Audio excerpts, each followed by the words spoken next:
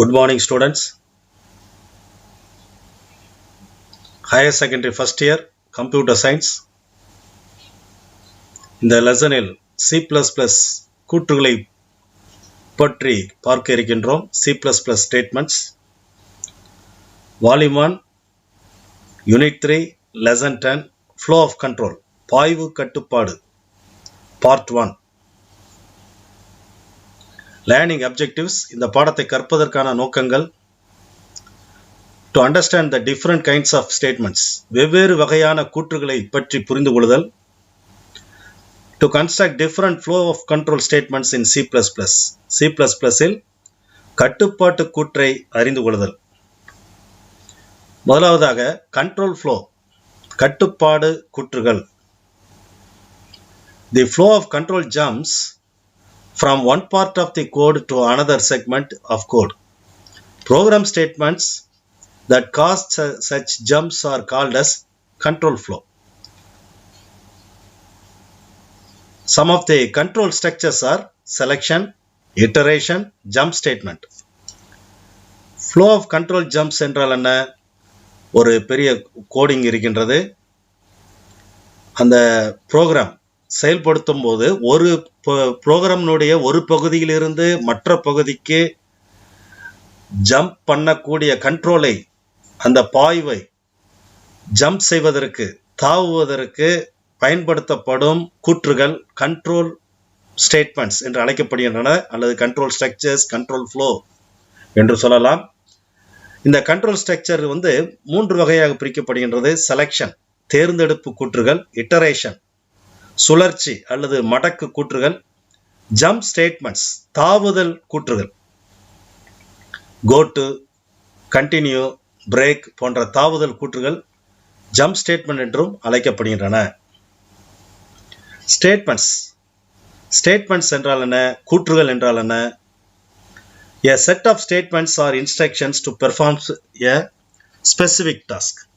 ஏதாவது ஒரு குறிப்பிட்ட ஒரு வேலையை செய்வதற்காக ஒரு குறிப்பிட்ட statements, கூற்றுகள் or instructions of a program பயன்படுத்தப்படுகின்றது. These statements are intended to perform specific action. இது இன்டென்ட் செய்யப்படுகின்றது. ப்ரோக்ராம்ல இது இன்டென்ட் செய்து காட்டப்படுகின்றது. அல்காரிதம்ல இது இன்டென்ட் செய்து காட்டப்படுகின்றது. Two kinds of statements used in C++. C++ இல் 2 வகையான கூற்றுகள் பயன்படுத்தப்படுகின்றன. நம்பர் 1, null statements, அதாவது வெற்று கூற்று. வெறுமன செமிகோலன் மட்டும் கொடுத்துட்டீங்கன்னா அது வெற்று கூற்று, ஸ்டேட்மெண்ட்டே இல்லைன்னு அர்த்தம். காம்பவுண்ட் ஸ்டேட்மெண்ட், கலவை கூற்று. A set of statements that is called compound statements. கலவை கூற்று, ஒரு குறிப்பிட்ட 4-5 ஸ்டேட்மெண்ட் சேர்ந்து அது கலவை கூற்று என்று அழைக்கப்படுகின்றது.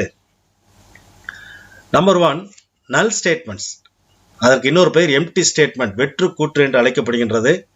வெறுமனே நீங்க செமிகோலன் மட்டும் கொடுத்துட்டீங்கன்னா அது null statement. இதில் டபுள் ஸ்லாஷ் போட்டிருக்கு, இது கமெண்ட் ஸ்டேட்மெண்ட். வெறுமனே செமிகோலன் கொடுத்துட்டீங்கன்னா that is called null statement or empty statement, வெற்று கூற்று என்று அழைக்கப்படுகின்றது. காம்பவுண்ட் ஸ்டேட்மெண்ட் அல்லது பிளாக் ஸ்டேட்மெண்ட், கலவை கூற்று என்றால் என்ன? இதில் பார்த்தீங்கன்னா செட் ஆஃப் ஸ்டேட்மெண்ட் 1, 2, 3, இது ஒரு செட்டில் உனக்கு ஒரு கேர்லி செட் பிராக்கெட்டுக்குள்ள உனக்கு அடைக்கப்பட்டுள்ளது. இந்த மொத்தமாக இந்த ஸ்டேட்மெண்ட் பேர் காம்பவுண்ட் ஸ்டேட்மெண்ட் அல்லது பிளாக் ஸ்டேட்மெண்ட் என்று பெயர். எக்ஸாம்பிள் பாருங்க, INT x, y, இது ஒரு டிக்ளரேஷன் ஸ்டேட்மெண்ட்.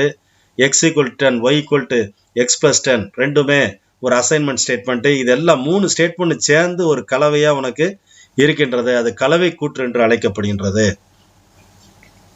கண்ட்ரோல் ஸ்டேட்மெண்ட்ஸ், கட்டுப்பாட்டு கூற்றுகள். Control statements are statements that alter the sequence of flow of instructions. அதாவது ஒரு ப்ரோக்ராமுடைய ஃப்ளோ வரிசையாக ஒவ்வொரு ஸ்டேட்மெண்ட்டை எக்ஸிக்யூட் பண்ணிக்கிட்டே கம்பைலர் வந்துகிட்டே இருக்கும்.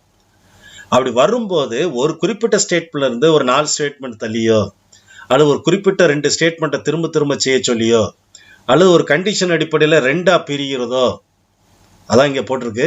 ஸ்டேட்மெண்ட்ஸ் மே பி எக்ஸிக்யூட்டட் சீக்வன்ஸ்லி, வரிசையாகவோ, செலக்டிவ்லி 2ஆ பிரிஞ்சு போகிறதோ, அதாவது தேர்ந்தெடுப்பு கூற்றும்பாங்க அந்த மாதிரியோ, அல்லது இட்டரேட்டிவ்லி ஒரு குறிப்பிட்ட ஒரு ஸ்டேட்மெண்ட்ஸை, ஒரு குறிப்பிட்ட கூற்றுகளை திரும்ப செய்தல், இட்டரேட்டிவ். இந்த மாதிரி பண்ணக்கூடிய ஸ்டேட்மெண்ட்ஸ்க்கு பேரு கண்ட்ரோல் ஸ்டேட்மெண்ட்ஸ் என்று அழைக்கப்படுகின்றது, கட்டுப்பாட்டு கூற்றுகள் என்று அழைக்கப்படுகின்றது. ஃபர்ஸ்ட் சீக்வன்ஸ் ஸ்டேட்மெண்ட் வரிசை முறை கூற்று இது வரிசையாக இருக்கும். இதில் பார்த்தீங்கன்னா ஸ்டேட்மெண்ட் 1 2 3ன்னு சொல்லி வரிசையாக இருக்கும். இதுக்கு எக்ஸாம்பிள் நீங்கள் பார்த்தீங்கன்னா வரிசையாக INT XY x = 10 y = x + 10. அப்போ இதில் பார்த்தீங்கன்னா இதில் வரிசையை 1 by 1 எக்ஸிக்யூட் பண்ணிக்கிட்டே கம்பைலர் வந்துகிட்டே இருக்கும். இது வரிசை முறை கூற்று என்று அழைக்கப்படுகின்றது. Second one decision statement or selection statement நிபந்தனை கூற்று அல்லது தேர்ந்தெடுப்பு கூற்று. ஒரு நிபந்தனையின் அடிப்படையில் செயல்படக்கூடியது நிபந்தனை கூற்று. இவன் பாருங்க இதில் ஒரு நிபந்தனை இருக்குது. இந்த ஃபார் எக்ஸாம்பிள் இப்போ I less than 10 சொல்லி ஒரு நிபந்தனை கொடுக்கும். இது ட்ரூவாக இருந்தால் இந்த ஸ்டேட்மெண்ட் 1 ஒர்க் ஆகும். சப்போஸ் இது ஃபால்ஸாக இருந்தால் ஸ்டேட்மெண்ட் 2 ஒர்க் ஆகும். ரெண்டு ஒர்க் ஆகி முடிச்ச உடனே எக்ஸிட் ஆயிடுது. ரெண்டு ஒர்க் ஆனோடனே எக்ஸிட் ஆயிடுது. இது எக்ஸாம்பிள் பாருங்க. if rem = 0 rem வேல்யூ 0வாக இருந்தால் இது ட்ரூவாக இருந்தால் இந்த கண்டிஷன் இந்த நிபந்தனை ட்ரூவாக இருந்தால் என்ன ஸ்டேட்மெண்ட் ஒர்க் ஆகுது? ட்ரூ பிளாக் ஒர்க் ஆகுது. ட்ரூ பிளாக்ல என்ன இருக்கு? ஈவன் நம்பர்னு சொல்லிடுது. அப்படி இல்லைன்னா ஃபால்ஸ் பிளாக்ல என்ன இருக்கு? எல்ஸ் பிளாக் தான் ஃபால்ஸ் பிளாக். எல்ஸ்ல என்ன சொல்லிடுது? ஆட் நம்பர்னு சொல்லி உனக்கு சொல்லிடுது. அப்போ இதுக்கு பேர் என்னது? Decision statement or selection statement நிபந்தனை கூற்று அல்லது தேர்ந்தெடுப்பு கூற்று என்று அழைக்கப்படுகின்றது. மூன்றாவதாக இட்டரேஷன் ஸ்டேட்மெண்ட் மடக்கு கூற்றுகள் அல்லது சுழற்சிகள். அதாவது ஒரு குறிப்பிட்ட ஸ்டேட்மெண்ட்ஸ் எல்லாம் பார்த்தீங்கன்னா ஸ்டேட்மெண்ட் 1 2 இருக்கு இல்லையா, இதை திரும்ப திரும்ப திரும்ப செஞ்சுக்கிட்டே இருக்கிறதுக்கு பேரு மடக்கு கூற்றுகள் அல்லது இட்டரேஷன் ஸ்டேட்மெண்ட் என்று அழைக்கப்படுகின்றது. இதில் நீங்க எக்ஸாம்பிள் பார்த்தீங்கன்னா while I less than or equal to 10 மடக்கு கூற்றுல while இருக்கு, do while இருக்கு, for loop இருக்கு C++ல. அதில் while வச்சு ஒரு எக்ஸாம்பிள் இங்கே கொடுக்கப்பட்டிருக்கு. இந்த sum = sum plus iயும் I ++ இந்த ரெண்டு கூற்றும் 10 டைம்ஸ் உனக்கு ஒர்க் ஆகுது. For example I value starting value 1 இருந்துச்சு அப்படின்னா இந்த ரெண்டு கூற்றுகளும் 10 தடவை ஒர்க் ஆகின்றது. அப்போ இந்த ரெண்டு கூற்றுகளும் திரும்ப திரும்ப 10 டைம்ஸ் ஒர்க் ஆகுது இல்லையா, அதுக்கு பேர் இட்டரேஷன். இங்கே நீங்கள் பார்த்தீங்கன்னா இந்த கண்டிஷன் இந்த I less than or equal to 10 இந்த கண்டிஷன் ட்ரூவாக இருக்கும்போது இந்த ஸ்டேட்மெண்ட்ஸ் ஒர்க் ஆகிட்டே இருக்கும். இந்த கண்டிஷன் கொடுக்கப்பட்ட condition I less than or equal to 10ங்கிற இந்த கண்டிஷன் எது வரைக்கும் ட்ரூவாக இருக்கோ அது வரைக்கும் until then these two statements are executed repeatedly. இந்த ரெண்டு கூற்றுகளும் திரும்ப திரும்ப செயல்படுத்தப்படுகின்றது. எப்போ the condition getting false answer, அதாவது எப்போ வரும்? I வேல்யூ 11 ரீச் ஆகும்போது கண்டிஷன் ஃபால்ஸ் ஆகும் இல்லையா, அப்படி ஃபால்ஸ் ஆகும்போது எக்ஸிட் ஆகுது. இது இட்டரேஷன் ஸ்டேட்மெண்ட்டுக்குள்ள ஒரு பாய்வு படம். இது ஒரு example. Next one selection statements தேர்ந்தெடுப்பு கூற்றுகள். தேர்ந்தெடுப்பு கூற்றுகள்ல நம்ம முதல்ல பார்க்க இருக்கிறது if statement. Ordinary if expression means any condition. இந்த கண்டிஷன் ட்ரூவா இருந்தா ட்ரூ பிளாக் ஒர்க் ஆகும். ஃபால்ஸா இருந்துச்சுன்னா இந்த ட்ரூ பிளாக் ஒர்க் ஆகாது. ஸ்டேட்மெண்ட் அடுத்த ஸ்டேட்மெண்ட் நெக்ஸ்ட் ஸ்டேட்மெண்ட்டுக்கு உனக்கு கண்ட்ரோல் எக்ஸிட் ஆயிரும். இந்த எக்ஸ்பிரஷன் இந்த பாய்வு படத்தை பாருங்க, இந்த ஃப்ளோ சார்ட்டை பாருங்க. டெஸ்ட் எக்ஸ்பிரஷன் ட்ரூவா இருந்துச்சு அப்படின்னா ட்ரூ பிளாக் ஒர்க் ஆகும். ஃபால்ஸா இருந்தா இந்த ட்ரூ பிளாக் ஒர்க் ஆகாம நெக்ஸ்ட் ஸ்டேட்மெண்ட் போகும். சப்போஸ் ட்ரூவா இருந்துச்சு அப்படின்னா ட்ரூ பிளாக் ஒர்க் ஆயிட்டு நெக்ஸ்ட் ஸ்டேட்மெண்ட் போகும். ஃபால்ஸா இருந்தா ட்ரூ பிளாக் ஒர்க் பண்ணாமலே நெக்ஸ்ட் ஸ்டேட்மெண்ட்டுக்கு கண்ட்ரோல் சென்று விடுகிறது. இதுக்கு ஒரு எக்ஸாம்பிள் இங்க கொடுக்கப்பட்டுள்ளது. INT age C out enter your age. ஏஜை என்டர் பண்றோம். C in ஏஜ்ல ஏஜை வாங்கிக்கிறோம். if age greater than or equal to 18 ஒரு டிசிஷன் எடுக்கும் பாருங்க. C out என்ன சொல்லுது? eligible for voting சொல்லிட்டு this statement is always executed சொல்லிடுது. சப்போஸ் இந்த கண்டிஷன் ஃபால்ஸா இருந்துச்சுன்னா ஏஜ் ஒருவேளை 17 கொடுத்துருக்கீங்க, அதாவது less than 18 கொடுத்துட்டீங்க, அப்போ you are eligible for voting work ஆகாது. டைரக்டா நெக்ஸ்ட் ஸ்டேட்மெண்ட் என்ன இருக்கு? தி ஸ்டேட்மெண்ட் இஸ் ஆல்வேஸ் எக்ஸிக்யூட்டட்ங்கிற மெசேஜ் மட்டும் உனக்கு வருகின்றது. ஸோ இதுதான் என்னது? The pair of braces is not required because if condition followed by only one statement. இதில் பார்த்தீங்கன்னா ஈஃப்குள்ள ஒரே ஒரு ஸ்டேட்மெண்ட் தான் இருக்கிறனால இதில் நீங்கள் செட் ப்ராக்கெட்ஸ் நீங்கள் யூஸ் பண்ண வேண்டிய அவசியம் இல்லை. மோர் தென் ஒன் ஸ்டேட்மெண்ட்ஸ் இருந்தாலும், அதாவது ஈஃப் கூற்றுலையோ ஈஃப் எல்ஸ் கூற்றுலையோ அல்லது எல்ஸ் கூற்றுலையோ அல்லது எல்ஸ் இஃப் கூற்றுலையோ சுவிட்ச் கேஸ்லையோ மோர் தென் ஒன் ஸ்டேட்மெண்ட் இருக்கும்போது you should enclose with square brackets. இந்த கேர்லி பிரேசஸ் பிராக்கெட்ஸை நீங்கள் யூஸ் பண்ணணும்.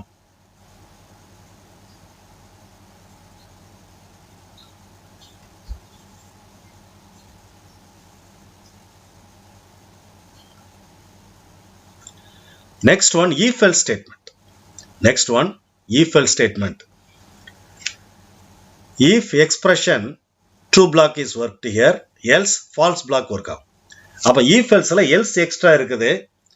இந்த ifல வந்து இந்த எக்ஸ்பிரஷன் ட்ரூவா இருக்கும்போது ட்ரூ பிளாக் ஒர்க் ஆகுது. இது எப்போ ஃபால்ஸ் ஆகுதோ அப்போ ஃபால்ஸ் பிளாக் உனக்கு ஒர்க் ஆகுது. அதுக்கப்புறம் தான் நெக்ஸ்ட் ஸ்டேட்மெண்ட் செயல்படுத்தப்படும். அதனுடைய பாய்வு படம் கண்ட்ரோல் ஃப்ளோ வந்து நீங்கள் பார்த்தீங்கன்னா, அதாவது ஃப்ளோ சார்ட்டை நீங்கள் பார்த்தீங்க அப்படின்னா டெஸ்ட் எக்ஸ்பிரஷனுக்குள்ளே வருது இந்த எக்ஸ்பிரஷன். இந்த எக்ஸ்பிரஷன் ட்ரூவாக இருந்தால் ட்ரூ பிளாக் ஒர்க் ஆகும், ஃபால்ஸாக இருந்தால் ஃபால்ஸ் பிளாக் ஒர்க் ஆகும். இந்த ட்ரூ பிளாக்கோ ஃபால்ஸ் பிளாக்கோ ஒர்க் ஆன பிறகு தான் நெக்ஸ்ட் ஸ்டேட்மெண்ட் என்ன செய்யும், ஒர்க் ஆகும். அதுக்கு ஒரு example, if remainder equal to 0, அதாவது நம்ம ஒரு நம்பரை டிவைட் பண்ணி ரிமைண்டர் பார்க்கோம். ரிமைண்டர் வேல்யூ 0வா இருந்தால் ஒரு நம்பரை வந்து இப்போ 2ஆல் வகுக்கிறோம். ரிமைண்டர் வேல்யூ 0 இருந்தால் தட் நம்பர் இஸ் ஈவன். அப்போ ஈவன் சொல்லி உனக்கு மெசேஜ் வந்துடுது. எல்ஸு ஃபால்ஸ் பிளாக், இதுதான் ஃபால்ஸ் பிளாக். எல்ஸ் பிளாக் தான் ஃபால்ஸ் பிளாக். இங்கே ஃபால்ஸ் பிளாக் போட்டுரும் இல்லையா, என்ன சொல்லிடுது, ஆட் நம்பர் 0ல் வகுப்பு 0 வரல, ரிமைண்டர் 0 வரல. இப்போ 2ஆல் வகுக்கும் போது ரிமைண்டர் 0 வரல. இப்போ 5ங்கிற ஒரு நம்பருக்கு 2ஆல் டிவைட் பண்ணும்போது ரிமைண்டர் 1 வரும், 0 வராது. அப்படி வரல அப்படின்னா என்ன சொல்லிடுது, the given number is odd, the given number 5 is ஆடுன்னு சொல்லி ஒரு மெசேஜ் வந்து உனக்கு வந்து விடுகிறது. Next one, nested if. Nested if வந்து 3 விதமாக இருக்கின்றது. நெஸ்டட் இஃப்னா என்ன, முதல்ல ஒரு ஈஃபுக்குள்ள இன்னொரு ஈஃப் இருந்துச்சுன்னா அதுக்கு பேர் நெஸ்டட் ஈஃப். பாருங்க, இந்த ஈஃப் ஸ்ட்ரக்சர் இருக்கு, இங்கே ஆரம்பிச்சு இந்த இடத்துல ஆரம்பிச்சு இந்த கேர்லி பிராக்கெட்ஸில் முடியுது. இதுக்குள்ள ஒரு ஈஃப் பிளாக்கும் எல்ஸ் பிளாக்கும் சேர்ந்து வந்துச்சுன்னா அதுக்கு பேர் நெஸ்டட் ஈஃப். அல்லது ஈஃப்ல இல்லாமல் எல்ஸ்குள்ளேயும் இருக்கலாம். இந்த நெஸ்டட் ஈஃப் வந்து எல்ஸ் பிளாக் பாருங்க, இந்த எல்ஸ் பிளாக்குக்குள்ள ஒரு ஈஃப் எல்ஸ் இருக்குது, இந்த எல்ஸ் பிளாக்குக்குள்ள ஈஃப் எல்ஸ் இருக்கு, அப்படின்னாலும் நெஸ்டட் ஈஃப் தான். அல்லது ஈஃப்லையும் இருந்து எல்ஸ்லையும் இருக்கலாம், 2 சைடும் இருக்கலாம். If nested inside both if part and else part. அதாவது ஈஃப் பார்ட்லையும் நெஸ்டட் ஈஃப் இருக்குது பாருங்க, ஒரு ஈஃபுக்குள்ள இன்னொரு ஈஃப் இருக்குது, இங்கே எல்ஸ் பிளாக்குக்குள்ளேயும் உங்களுக்கு இன்னொரு ஈஃப் இருக்குது. இப்படி இருந்தாலும் அது நெஸ்டட் ஈஃப் தான். அப்போ 3 வகையாக நீங்கள் கோடிங் வந்து எழுதலாம்.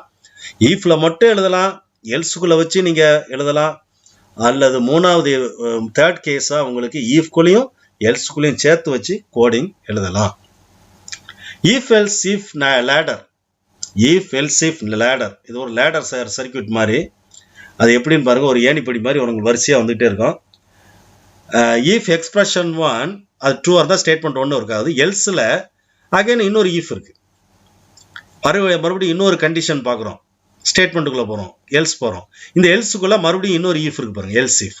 அப்போ இஃப் எல்ஸ் இஃப், அடுத்தது அகைன் ஒரு else if expression statements else.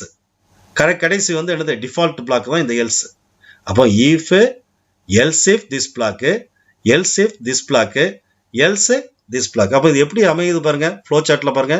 Condition வந்து ட்ரூவாக இருந்தால் ஸ்டேட்மெண்ட் 1 இருக்காது, ட்ரூவாக இருந்தால் ஸ்டேட்மெண்ட் என்ன செய்யுது, இங்கே ஒர்க் ஆகி வெளியே வந்துடுது. எல்ஸ் இஃப் ஃபால்ஸ் ஆகி வெளியே வந்து அடுத்த கண்டிஷன் வந்துச்சு அப்படின்னா ட்ரூ ஆச்சுன்னா ஸ்டேட்மெண்ட் 2 ஒர்க் ஆகிட்டு போயிடும். அப்படி இல்லையா, உங்களுக்கு எந்த ஸ்டேட்மெண்ட் ஒர்க் ஆகுது, தேர்ட் ஸ்டேட்மெண்ட் ஒர்க் ஆகுது, இப்படியே போயிட்டே இருக்கு. எல்ஸ் ஃபைனல் ஸ்டேட்மெண்ட் வந்து ஒர்க் ஆகுது. அதான் இதுதான் எல்ஸ் இருக்கு இல்லையா, டிஃபால்ட். அப்போ பார்த்தீங்கன்னா இது ஒரு லேடர் மாதிரி இருக்கா, இது ஒரு ஏணி மாதிரி இருக்கு. So it is called if else if ladder. இதுக்கான ப்ரோக்ராம் பாருங்க, C++ program to find your grade using if else ladder. இதை வச்சு ஒரு கிரேட் பார்க்கறதுக்குள்ள கோடிங் பாருங்க. மார்க்ஸ் வந்து வாங்கிக்கிறோம், சிஎன்ல வாங்கிடுறோம். மெயின் ப்ரோக்ராம் இதில் ஆரம்பித்து இங்கே முடியுது. ஹேஸ் இன்க்ளூட் ஐஓ ஸ்ட்ரீம்னா எதுக்கு யூஸ் பண்ணுறோம், இங்கே சிஇன்னும் சி அவுட்டும் யூஸ் பண்ணுறதுனால ஐஓ ஸ்ட்ரீம் அப்படிங்கிற ஹெட்டர் ஃபைலை இன்க்ளூட் பண்ணுறோம். நேம் ஸ்பேஸ் எஸ்டிடி வந்து எல்லா விதமான வேரியபிளுடைய நேமும் இங்கே ஒரு இடத்துல கிரியேட் ஆகி அங்கே சேவ் ஆகுது நேம் ஸ்பேஸில். இப்போ வந்து பாருங்கள், ஐஎன்டி மார்க்ஸ் இது டிக்ளரேஷன் ஸ்டேட்மெண்ட்டு, என்டர் மார்க்ஸ் சொல்லி கொடுக்கும். சிஇன்ல நீங்கள் மார்க்ஸுடைய வேல்யூ வாங்குறீங்க. இங்கே தான் லேடர் சர்க்யூட் ஒர்க் ஆகுது பாருங்கள். இந்த ப்ளூ கலரில் போட்டிருக்கோம் இல்லையா, அந்த ப்ளூ கலரில் போட்டிருக்கு தான் உங்களுக்கு ladder circuit. If else if ladder circuit. If marks greater than 60 என்ன சொல்லிடுது, ஃபர்ஸ்ட் கிளாஸ் சொல்லிடுது. எல்ஸ் இஃப் மார்க்ஸ் வந்து 50க்கும் 60க்கும் இடையில இருந்துச்சுன்னா என்ன சொல்லிடுது, 2 கண்டிஷனும் ட்ரூவாக இருக்கணும். Marks greater than or equal to 50 இருக்கணும், and marks less than or equal to 60 இருக்கணும். 2 ட்ரூவாக இருந்தால் your grade is second class. Else if marks greater than or equal to 40 to 50 இருந்துச்சுன்னா என்ன சொல்லுது, your grade is third class. அல்லது என்ன சொல்லிடுது, fail சொல்லிடுது. இப்போ பாருங்க, ஒரு எக்ஸாம்பிள் பாருங்க. அவுட்புட் என்டர் யுவர் மார்க் 60 கொடுக்கும், your grade is first class. இதை வந்து நம்ம வந்து C++லேயே நம்ம வந்து ட்ரை பண்ணி பார்த்துருவோம். நீங்கள் டேவ் C++ வந்து இப்படி ஓப்பன் பண்ணிக்கிடுங்க. டேவ் C++ ஓப்பன் பண்ணிக்கிடுங்க. நான் ஏற்கனவே ப்ரோக்ராம் ஓப்பன் பண்ணி வச்சிருக்கிறேன். If else if ladder circuit நான் இருக்குது, அதே ப்ரோக்ராம் தான் இப்போ உங்களுக்கு சொன்னது. மார்க்ஸ் வந்து சீனில் வாங்குகிறோம். லேடர் வந்து இங்கே இருக்குது, உங்களுக்கு வரிசையாக இருக்குது. மார்க் 60க்கு மேலே இருந்தால் ஃபர்ஸ்ட் கிளாஸ் சொல்லுது, 50 to 60 இருந்தால் என்ன சொல்லுது, செகண்ட் கிளாஸ் சொல்லுது. 40 to 50 இருந்துச்சுன்னா என்ன சொல்லுது, தேர்ட் கிளாஸு. அல்லது 40க்கு கீழே போயிட்டு அப்படின்னா உங்களுக்கு ஃபெயில் சொல்லிடுது. இப்போ நான் ரன் பண்ணி காமிக்கேன். ரன் பண்ணுறதுக்கு என்ன கமாண்ட் பாருங்கள், எக்ஸிக்யூட்டில் போய் கம்பைல் அண்ட் ரன் கொடுக்குறீங்க. உடனே ப்ரோக்ராம் ரன் ஆகுது. என்டர் தி மார்க் சொல்லி கொடுக்கும். நம்ம ஏற்கனவே சொன்ன மாதிரி 60 மார்க்ஸ் கொடுங்க. ஆன்சர் என்ன வருது, யுவர் கிரேட் இஸ் ஃபர்ஸ்ட் கிளாஸ்ன்னு சொல்லி வந்துடுது. மறுபடியும் அகைன் நான் ரன் பண்ணுறேன். எக்ஸிக்யூட்டு கம்பைல் அண்ட் ரன் கொடுக்கலாம், அல்லது F11 கொடுக்கலாம்.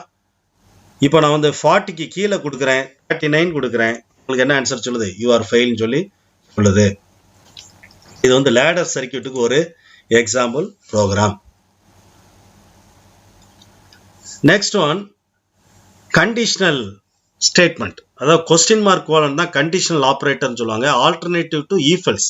இது எதுக்கு யூஸ் பண்ணாங்கன்னா ஈஃபெல்ஸுக்கு இன்னொன்னா யூஸ் பண்ணுறாங்க. இதனுடைய பொதுவான வடிவம், இந்த கண்டிஷனல் ஆப்ரேட்டர் பொதுவான வடிவம் expression 1 question mark, expression 2 that is colon, expression 3. அப்படிலாம் என்ன அர்த்தம், இந்த ஃபர்ஸ்ட் எக்ஸ்பிரஷன் இந்த கண்டிஷன் ட்ரூவாக இருந்தால் இந்த எக்ஸ்பிரஷன் 1 வந்து ஒர்க் ஆகும். இந்த கண்டிஷன் ஃபால்ஸாக இருந்தால் எக்ஸ்பிரஷன் 3 வந்து உனக்கு ஒர்க் ஆகும். அப்போ ஈஃபெல்ஸுக்கு ஒரு எக்ஸாம்பிள். அப்போ இந்த எக்ஸ்பிரஷன் 1 வித் கண்டிஷன் இருக்கு இல்லையா, இது ட்ரூவாக இருந்தால் expression 2 is the answer.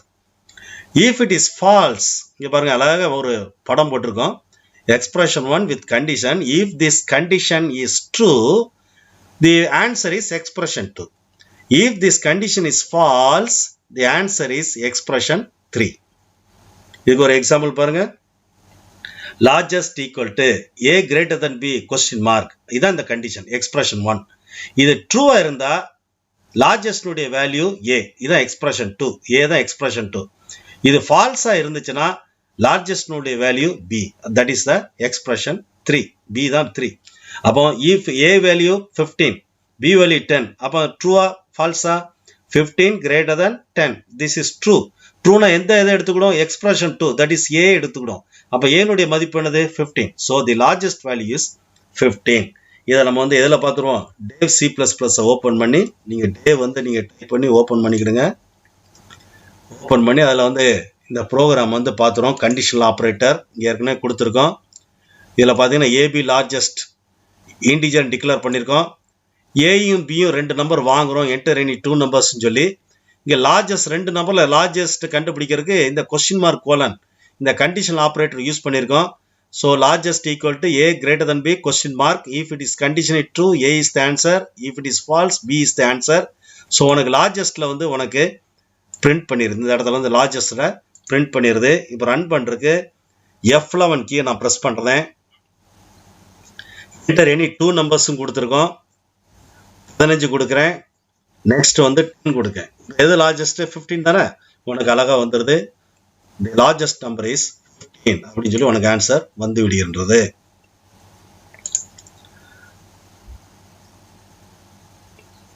Next one ஸ்விட்ச் statement.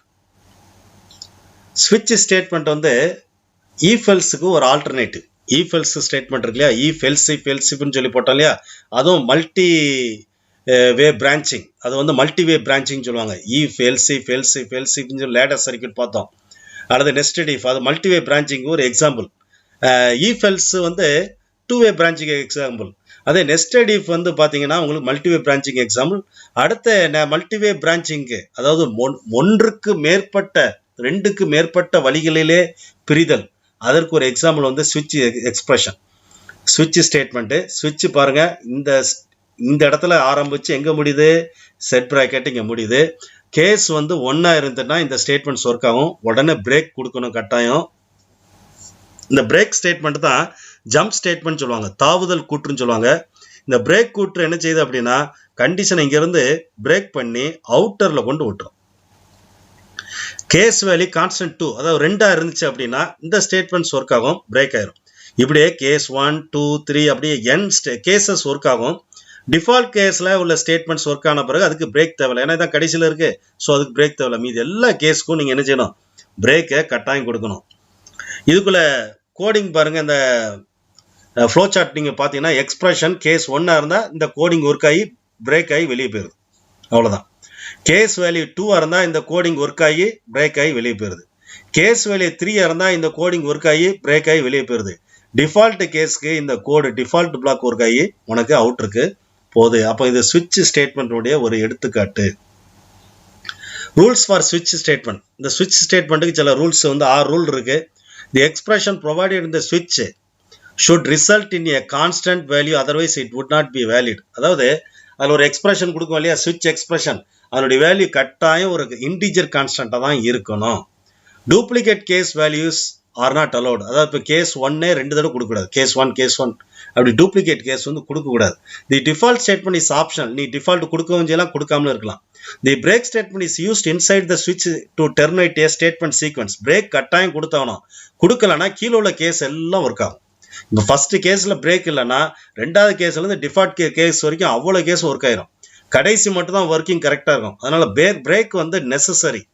When a break statement is reached, the switch terminates and the flow of control jumps from the next line following the switch statement. Switch statement உடைய black முடிவில் போயிடும். அதாவது black முடிஞ்சு வெளியே first statement இருக்கு இல்லையா, அங்கே வந்து ஜம்ப் ஆகி கண்ட்ரோல் போயிடும். The break statement is optional. If omitted, execution will continue on into the next case. அதாவது பிரேக் ஸ்டேட்மெண்ட் கொடுக்கலாம்னு எரர்லாம் உங்களுக்கு சொல்லாது, அதான் ஆப்ஷனல் போட்டுக்கோங்க. சப்போஸ் இல்லை அப்படின்னா அடுத்த கேஸையும் சேர்ந்து எடுக்கும். அப்போ நீங்கள் சில இடங்களில் நீங்கள் யூஸ் பண்ணிக்கலாம். அதாவது ரேங்க் 1 ரேங்க் 2 அப்படின்னா பெஸ்ட் கேசஸ் அப்படின்னு சொல்லி ஒரு கொடுக்கணும்னா நீங்கள் வரிசையாக நீங்கள் கேஸ் 1 கேஸ் 2 போட்டு அதுக்கப்புறம் சி அவுட் ஸ்டேட்மெண்ட் கொடுக்கலாம். அப்படி தேவைப்பட்டால் நீங்கள் வந்து பிரேக் கொடுக்காம இருக்கலாம். ஆனால் பிரேக் கொடுக்கலன்னா எல்லா கேஸும் ஒர்க் ஆகும். The flow of control will fall through to subsequent cases until a break reached. எங்கு வரைக்கும் பிரேக் இல்லையோ அங்கே வரைக்கும் எல்லா கேஸும் ஒர்க் ஆக ஆரம்பிச்சோம். நெஸ்டிங் ஆஃப் ஸ்விட்ச் ஸ்டேட்மெண்ட்ஸ் இஸ் ஆல்சோ அலோட். ஒரு ஸ்விட்சுக்குள்ள இன்னொரு ஸ்விட்சும் நீங்கள் வச்சுக்கொள்ளலாம். எப்படி ஒரு ஈஃபுக்குள்ள இன்னொரு ஈஃப் வைக்கிறோமோ அதே மாதிரி நெஸ்டட் ஸ்விட்சும் உண்டு. நெஸ்டட் ஸ்விட்சில் பாருங்க, உங்களுக்கு இங்கே எப்படி கொடுத்துருக்காங்க பாருங்க, இந்த நான் ரெட் கலரில் கொடுத்துருக்கேன், அதான் ஸ்விட்சினுடைய அவுட்டர் மோஸ்ட் ஸ்விட்சு. இதுக்குள்ள ப்ளூ கலரில் கொடுத்துருக்கிற ஸ்விட்ச் இருக்கு பாருங்க, ப்ளூ கலரில், அது உள்ள வந்து பேக் ஆகிருக்கு. அப்போ ஒரு ஸ்விட்சுக்குள்ள இன்னொரு ஸ்விட்ச் இருந்துச்சுன்னா அதுக்கு பேர் என்னது, nested ஸ்விட்சு. C++ program to demonstrate ஸ்விட்ச் ஸ்டேட்மெண்ட். ஸ்விட்ச் ஸ்டேட்மெண்ட்டுக்கு வந்து ஒரு டெமோ வந்து கொடுத்துருக்கு. ஸ்விட்ச் நம்மளுடைய வேல்யூ வந்து வெளியே இருந்து நம்ம கெட் பண்ணுறோம். இதில் கோடிங்கில் இல்லை, இது ஒரு செக்மெண்ட் தான், ப்ரோக்ராம் செக்மெண்ட் தான் நான் கொடுத்துருக்கேன். ஸ்விட்ச் வந்து சப்போஸ் நான் வேல்யூ நான் வந்து 1 கொடுத்தேன்னா என்ன சொல்லிடுது, சண்டேன்னு சொல்லிட்டு பிரேக் ஆகி வெளியே போயிடும். அடுத்தது கேஸ் வந்து நான் 2 கொடுத்தேன்னா வேல்யூ 2 கொடுத்தேன்னா மண்டே சொல்லும். சிமிலர்லி 7 கொடுத்தா சாட்டர்டே சொல்லுது. 1லேருந்து 7க்கு இல்லாமல் வேல்யூ 0ஆகவோ 8ஆகவோ இருந்தால் ராங் இன்புட்னு சொல்லி சொல்லுது. அப்போ இந்த அவுட்புட்டை நீங்கள் கொஞ்சம் கவனிங்க.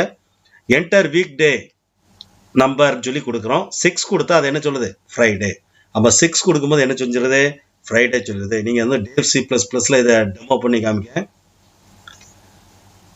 இந்த டேவ் C++ ஓப்பன் பண்ணிக்கோ. இதில் வந்து ஸ்விட்ச் கேஸ் ப்ரோக்ராம் வந்து நான் கொடுத்துருக்கு. இங்கே பாருங்கள், ஐஎன்டி சொல்லி கொடுக்கேன். என்டர் நம்பர்னு சொல்லி வாங்கி, என்டர் ஏ வீக் டே நம்பர்னு சொல்லி வாங்கி வேல்யூ வெளியே இருந்து கெட் பண்ணுறோம். இப்போ நம்ம இப்போ கீபோர்ட்லேருந்து கொடுக்க போகிறோம். அந்த வேல்யூ அடிப்படையில் வரிசையாக ஒவ்வொரு கேஸும் ஒர்க் ஆக போகுது. 1 இருந்தால் சண்டே உனக்கு பிரிண்ட் ஆகும். அதே இது 6 இருந்தால் ஃப்ரைடே பிரிண்ட் ஆகுது. 4 இருந்தால் வெட்னஸ்டே பிரிண்ட் ஆகுது. சப்போஸ் 8 இருந்தால் ராங் இன்புட்னு சொல்லி சொல்கிறது. இப்போ ரன் பண்ணுறதுக்கு என்ன command, execute compile and run கொடுங்க. இப்போ பார்த்தீங்கன்னா என்டர் வீக் டே நம்பர் நான் கொடுக்கேன். இப்போ நான் வந்து 4 கொடுக்க, என்ன ஆன்சர் சொல்லுது பாருங்க, வெட்னஸ்டே அப்படின்னு சொல்லி சொல்லிடுது. அகைன் நான் ரன் பண்ணுறேன். இப்போ நான் 8 கொடுக்கேன். 8 கொடுத்தா என்ன சொல்லணும், ராங் இன்புட் அப்படின்னு சொல்லி உனக்கு சொல்லிடுது. ஓகே, அப்போ டிஃபால்ட் கேஸும் ஒர்க் ஆகுது. நான் அகைன் ரன் பண்ணுறேன். F11 கொடுத்துருக்கேன். நான் ஒருவேளை டே 1 கொடுக்கேன், உனக்கு என்ன ஆன்சர் சொல்லுது, சண்டே அப்படின்னு சொல்லி சொல்லிடுது. அப்படி இது ஒரு ஸ்விட்ச் கேஸ்க்கு ஒரு அருமையான ஒரு எக்ஸாம்பிள். That's all students.